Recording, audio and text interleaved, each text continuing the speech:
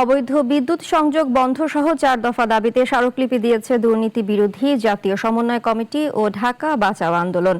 অবসরপ্রাপ্ত বিচারপতি খাদেবুল ইসলাম চৌধুরীর নেতৃত্বে রাজধানীতে আয়োজিত এ কর্মসূচিতে দুর্নীতির বিরুদ্ধে সামাজিক আন্দোলন জোরদারের আহ্বান জানানো হয়। দুপুরে জাতীয় প্রেসক্লাব থেকে ব্যানার ও ফেস্টুন নিয়ে 1 নম্বর আব্দুল গনি রোডের বিদ্যুৎ ভবনে যান সংগঠন দুটির নেতাকর্মীরা। পরে বিদ্যুৎ বিভাগের সংশ্লিষ্ট কর্তৃপক্ষের কাছে স্মারকলিপি দেওয়া হয়। কর্মসূচিতে দুর্নীতি বিরোধী সংগঠনের সাধারণ সম্পাদক ও মুখপাত্র সারোয়ার ওয়াদুদ চৌধুরী সহ বিভিন্ন পর্যায়ের নেতৃবৃন্দ উপস্থিত ছিলেন।